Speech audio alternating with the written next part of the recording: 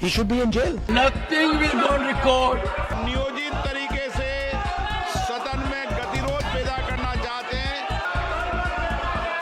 किस बात पर लोकसभा स्पीकर ओम बिरला ने विपक्षी सांसदों की क्लास लगा दी? संसद भवन परिसर में विपक्ष के नेता लोकसभा में विपक्ष के नेता राहुल गांधी ने अडानी मुद्दे पे कौन सा बड़ा बयान दे दिया? और संसद के शीतकालीन सत्र के तीसरे दिन भी संसद में कामकाज पूरी तरीके से क्यों ठप रहा और क्यों लोकसभा और राज्यसभा में सिर्फ हंगामे हुए? ये सब कुछ हम आपको बताएंगे आपके पसंदीदा शो में, जिसका नाम है संसद रिपोर्ट।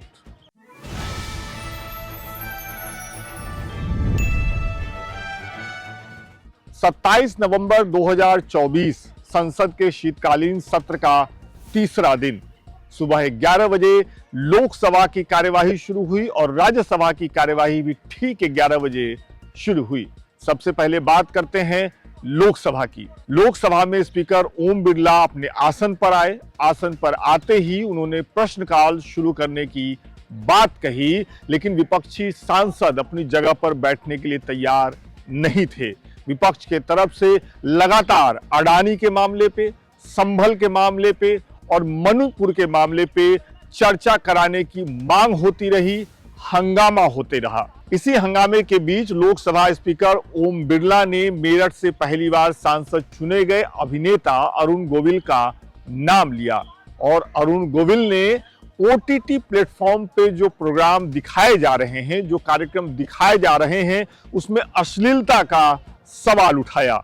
इस सवाल के जवाब में केंद्रीय मंत्री ने क्या कहा, वो सुनिए। सांसद महोदय ने बहुत महत्वपूर्ण विषय उठाया है। जिन ज्योग्राफी से, जिन कंट्रीज से सोशल मीडिया के ये प्लेटफॉर्म्स निकले हैं, वहाँ की सेंसिटिविटी और अपने देश की सेंसिटिविटी में बहुत बड़ा फर्क है। और ये इस तरह का डिबेट आज दुनिया के करीब करीब हर देश में, इसीलिए मेरा निवेदन है माननीय अध्यक्ष जी कि जो अपनी पार्लियामेंट की स्टैंडिंग कमेटी है वो भी इस विषय को उठाए और इस विषय पे समाज में कंसेंसस हो और इसमें और कड़े कानून बने। वैसे तो प्रश्नकाल 1 घंटे का होता है, संसद का बहुत ही महत्वपूर्ण समय होता है, लेकिन आज एक सवाल और एक जवाब के बाद ही लोकसभा स्पीकर को, लोकसभा अध्यक्ष ओम बिरला को संसद की कार्यवाही दिन के 12 बजे तक के लिए रोकनी पड़ी। सदन की कार्रवाई आज 12 बजे तक के लिए स्थगित की जाती है। 12 बजे लोकसभा की कार्यवाही फिर से शुरू हुई। सरकार ने कुछ बिल पास करवाने की कोशिश हुई, लेकिन नारेबाजी विपक्ष के तरफ से कम नहीं हुई।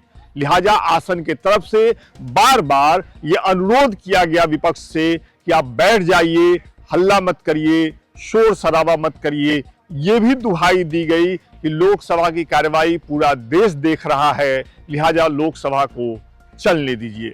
लेकिन विपक्ष पर किसी भी बात का कोई असर नहीं हुआ, नारेबाजी यूं ही चलती रही। लिहाजा आसन ने लोकसभा की कार्यवाही अगले दिन मतलब 28 नवंबर सुबह 11 बजे तक के लिए स्थगित कर दी। सदन को चलने दीजिए, सदन का महत्वपूर्ण सदन समय है। सबका देश देख रहा है, पूरा देश देख रहा है। प्लीज आप अपने सीट पर बैठिए, अपने सीट पर बैठिए प्लीज अपने सीट पर बैठिए प्लीज। सभा की कार्यवाही गुरुवार दिनांक 28 नवंबर 2026 को प्रातः 11 बजे तक के लिए स्थगित की जाती है। तो कुल मिलाकर के ज्यादा से ज्यादा 10 मिनट के अंदर ही लोकसभा की कार्यवाही दूसरे दिन भी पूरे दिन के लिए स्थगित हो गई। अब बात कर लेते हैं राज्यसभा की। सभापति जगदीप धनखड़ ठीक 11 बजे अपने आसन पर पहुंचे। राज्यसभा की कार्यवाही शुरू हुई, लेकिन यहां भी विपक्ष बातचीत के मूड में या चर्चा के मूड में नहीं दिखा। विपक्ष के तरफ से यहां भी अडानी के मामले पे, संभल के मामले पे और मणिपुर में हिंसा के मामले में नारेबाजी होती रही। इसी नारेबाजी के दौरान सभापति जगदीप धनखड़ ने बताया कि विपक्ष के अलग अलग सांसदों के द्वारा नियम के मुताबिक अलग अलग मुद्दों पर चर्चा कराने की मांग हुई है और आसन ने यह कहा कि ये सारे जो बहस की मांग है उसको हम खारिज करते हैं और इसके बाद विपक्ष की नारेबाजी बढ़ गई। I have received 18 notices under Rule 267 Shri Sanjay Singh has demanded discussion over increase in crimes in Delhi. Sushri Sushmita Dev, Shri Tiruchi Shiva, Shri Raghav Chadda, Shri Santosh Kumar P. have sought discussion on alarming and continuing violence in the state of Manipur. Dr. John Britas, Shri A.A. Rahim, Professor Ram Gopal Yadav, and Shri Abdul Wahab have sought discussion over recent violence in Sambal, Uttar Pradesh. The notices from Shri G.C. Chandrasekhar, Shri Randeep Singh Surjewala, Dr. Syed Nasir Hussain, Shri Neeraj Dangi, Srimati Renuka Chaudhary, Shri Rajiv Shukla, Shri Pramod Tiwari, Shri Akhilesh Prasad Singh, and Srimati J.B. Mathia Isam have demanded constitution of JPC to investigate the alleged misconduct, including corruption, bribery, and financial irregularities of Adani Group in connivance with other authorities.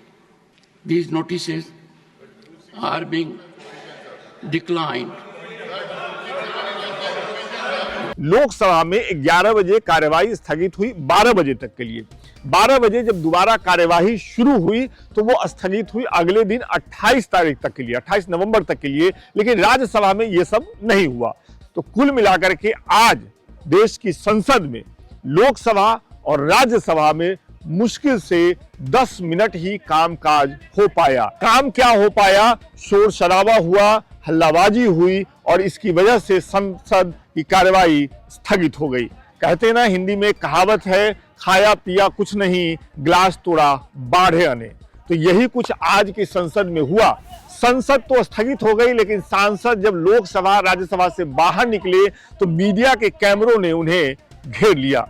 Lok Sabha में विपक्ष के नेता राहुल गांधी को media के कैमरों ने घेरा कि अडानी मामले पर सफाई आई है। अडानी पर जो आरोप अमेरिका में लगा, उस पर अडानी की तरफ से सफाई आई है। राहुल गांधी क्या कहेंगे? तो राहुल गांधी ने पलटकर जवाब दिया और प्रतिक्रिया देते समय राहुल की जो भाव भंगिमा है उसको नोटिस करिए। You think Adani is going to accept the charges? Which world are you living in, brother? Obviously, he is going to deny the charges. The point is, he has to be arrested. The point is, he has to be arrested, as we have said. Hundreds of people are being arrested on tiny charges. The gentleman has been indicted in the United States for thousands of crores. He should be in jail. And the government, please let me speak. And the government is protecting him. Rahul Gandhi के अलावा नगीना से, उत्तर प्रदेश के नगीना से पहली बार सांसद बने चंद्रशेखर आजाद ने संभल में हुई हिंसा, संभल में जो कार्रवाई हुई पुलिस की, जिस तरीके से वहां पर हिंसा की स्थिति बनी, उसका मामला उठाया। चंद्रशेखर आजाद ने संभल का मामला उठाते हुए राज्य की पुलिस को, राज्य सरकार को घेरा। सुनिए चंद्रशेखर आजाद संसद भवन के परिसर में संभल के मामले पर मीडिया से क्या कुछ बोले। देखिए, जब तक वहां जाने की इजाजत नहीं मिलती तब तक वहां जमीन पर क्या चल रहा है इस पर कुछ भी कहना जो है, मात्र जो है अपने विचार हो सकते हैं। वहां के लोगों की हालत कैसी है, वहां रोटी पानी की व्यवस्था कैसी है, वहां जो है बिजली की व्यवस्था कैसी है, कितने लोग घायल हैं, कितने लोगों की जान गई है, कितने लोग जो हैं कस्टडी में हैं, कितने निर्दोष हैं, कितने दोषी है, क्या पुलिस कार्रवाई कर रही है, इसके ऊपर कोई भी टिप्पणी करना तब तक सही नहीं है जब तक वहां जाने की इजाजत नहीं मिलती, क्योंकि हम वहां जाके ही बता सकते हैं। अभी हम पे क्या है, पुलिस की बाइट है, एडमिनिस्ट्रेशन की बाइट है, इसके अलावा क्या है, आम जनता क्या, मीडिया से तो जनता बात नहीं कर रही। मैंने बहुत सारे इंटरव्यूज देखे हैं, कोशिश की है जानने की, इंटरनेट वहां का भी प्रॉपर काम नहीं कर रहा, तो हम लोगों से उस तरह कनेक्ट नहीं हो पा रहे, इसलिए बार बार हम लोग जाने की मांग कर रहे हैं। लेकिन वो कहते हैं कि लॉ एंड ऑर्डर डिस्टर्ब हो जाएगा, तो हम जिम्मेदार होने के नाते ये भी नहीं चाहते कि लॉ एंड ऑर्डर डिस्टर्ब हो जाए, लेकिन प्रायोरिटी ये है कि शांति बहाल हो। और जिन लोगों को, जैसे मैंने आपसे कहा था, देखिए अब कमिश्नर ने वो बात बोली जो उन्होंने मुझसे कमिटमेंट किया परसों, कि अगर जिनकी जान गई है, अगर वो चाहे तो एफआईआर दर्ज कराना चाहे तो वो उनके परिवार के लोग करा सकते हैं। तो ये बहुत बड़ी उपलब्धि है कि जब ये एफआईआर दर्ज होगी और जिसके नाम वो दर्ज करा रहे हैं उसके नाम दर्ज होगी और फिर इसमें जांच होगी, तो फिर शायद जो है दोबारा कोई गोली चलाने से पहले सोचेगा कि गोली चला किसी की जान नहीं लेनी। और बहुत सारे रास्ते थे। मैं ये नहीं कहता कि पुलिस सुपरमैन है, उनकी जिंदगी की अहमियत है, उनके परिवारों को भी उनके जो है उनका ख्याल होना चाहिए, हमें भी ख्याल है। लेकिन जिस तरह से सरकारी मशीनरी पे जब निजीकरण बढ़ रहा है तो क्या आरोप लगता है कि सरकारी काम बड़े धीरे से होता है, इसलिए हमें निजीकरण करना है, प्राइवेट सेक्टर की तरफ बढ़ना है। लेकिन यहाँ क्या हुआ, 19 तारीख को पिटीशन दायर हुई, सिंगल पार्टी जो है ऑर्डर हो गया और उसके बाद शाम में सर्वे टीम गठित होगी और सर्वे के लिए भी निकल गई टीम। तो इतना तेजी से काम बिना किसी पहले से पूर्व निर्धारित साजिश के अलावा नहीं हो सकता। इसलिए हमें सब लोगों पर शक है और मैं ये नहीं कह रहा कि दोषी कौन है, किसने क्या किया, क्या वहां विषय आ रहा है। मेरा कहना यह है कि इसकी फेयर जांच हो और वो सुप्रीम कोर्ट की निगरानी में सीबीआई द्वारा हो, जो दूध का दूध और पानी का पानी हो जाए। क्या इसके पीछे रीजन है, उन पर कार्रवाई होनी चाहिए।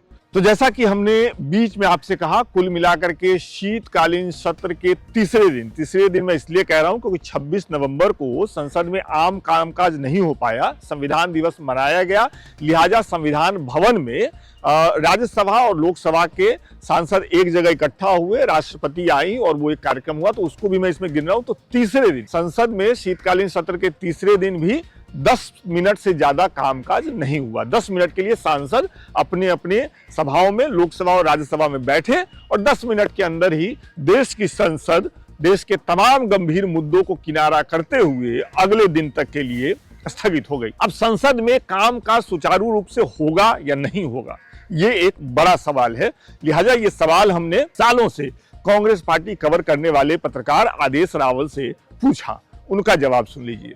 इसकी शुरुआत हुई थी जिस दिन अमेरिका कोर्ट ने वो फैसला सुनाया और उसके बाद राहुल गांधी की प्रेस कॉन्फ्रेंस हुई और उन्होंने पहली बार ये कहा, अब तक वो कहते थे कि जेपीसी की मांग करो, उन्होंने कहा कि उनको अरेस्ट करना चाहिए और उनसे पूछताछ होनी चाहिए। लेकिन मैं आपको लिख के देता हूँ कि उनसे पूछताछ नहीं हो सकती, क्योंकि अगर उनसे पूछताछ होगी तो उसमें प्रधानमंत्री भी फंस जाएंगे। ये राहुल गांधी का स्टेटमेंट था। तो उससे तो एक बात साफ थी कि उस दिन ही पार्लियामेंट सेशन से पहले उसकी नींव रख दी गई थी कि क्या होने वाला है विंटर सेशन में। और ये हमें भी पता है, आपको भी पता है कि अडानी के किसी भी विषय पे जेपीसी नहीं बन सकती, इन्वेस्टिगेशन नहीं हो सकती, ये हम सबको पता है और ये विपक्ष को भी पता है।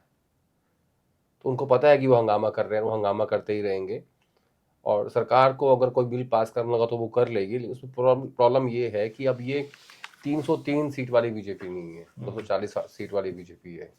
उनके जो अलाइज हैं दोनों, टीडीपी और जेडीयू, उनका जो वोट बैंक है वो बीजेपी से वोट बैंक से डिफरेंट है। यानी टीडीपी का और जेडीयू का जो वोट बैंक है वो विपक्षी पार्टियों जैसा वोट बैंक है। आप मेरा मतलब समझ रहे होंगे।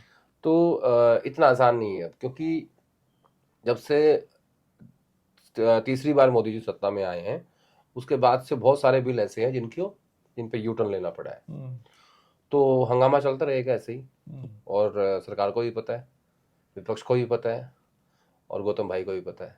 लेकिन इसमें मुझे ये बताइए कि सरकार का रुख, आप भले कह रहे हैं कि अब पहले वाली सरकार नहीं है, सीटें कम हो गई, लेकिन सरकार का रुख भी अड़ियल दिख रहा है। सरकार की तरफ से अभी तक दूसरा दिन है, मुझे बातचीत की कोई गुंजाइश तो नहीं दिखी है, सिवाय कि चेयर की तरफ से ये कहना है कि भाई सभा चलने दीजिए। अगर सरकार भी ऐसे अड़ी है, विपक्ष भी ऐसे अड़ा रहेगा, तो क्या ये माना जाए कि ये जो शीतकालीन सत्र है ये इसी तरीके से शीत रहते हुए निपट जाएगा? मुझे कम से कम पहले हफ्ते तो ये लगता है कि इस हफ्ते तो ऐसे ही चलेगा। दूसरे हफ्ते में अगर सरकार कोई रास्ता निकालने की कोशिश करेगी तो निकल सकता है रास्ता, क्योंकि बैठ के बातचीत होगी और कहेंगे ठीक है हम चर्चा कर लेते हैं।